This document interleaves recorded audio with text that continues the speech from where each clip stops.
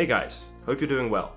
So when I first reviewed the S21 Ultra, I gave it a mostly very positive review, but I did have some issues with it, specifically to do with the camera performance, and even more specifically to do with video recording.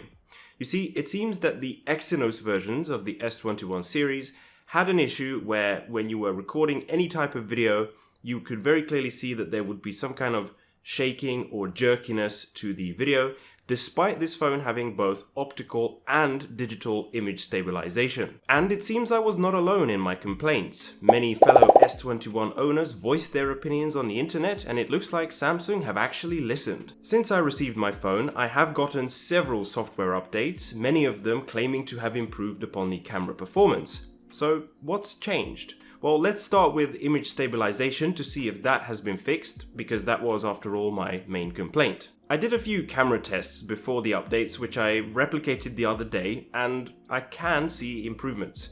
If you look closely, you'll notice the clip on the left, which is the pre-update clip. It shows a lot more shaking and jittering than the clip on the right. Even after the updates, I don't think it's perfect, and I don't think it's quite as good as the image stabilization on that of the latest iPhones, for example, but I can call it good enough. Aside from that, Samsung have made a number of other updates, so let's go through them. A nice and no doubt heavily requested feature has been added, which is that all phones in the S21 series now support portrait mode using the main camera. This really should have been there from the start, but it wasn't. You could only use portrait mode on the ultra-wide or telephoto cameras. The main camera is objectively the best camera on the phone, and so it definitely deserves to be able to use portrait mode.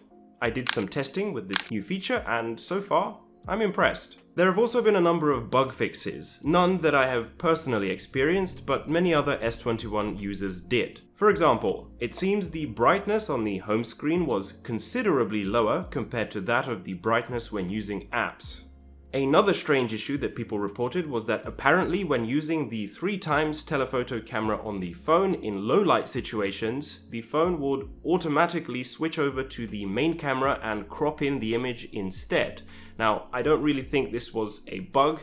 I think it's more a compromise from Samsung because they believe it is better to lose a bit of the resolution from the image and instead use the more light-sensitive camera so that you can reduce the graininess and the noise of the image. But still, not giving the users the option to take pictures how they want is obviously not a good thing. Now, I haven't been able to verify whether or not this has been fixed because I've never personally experienced it, but if you have, let us know down below in the comments.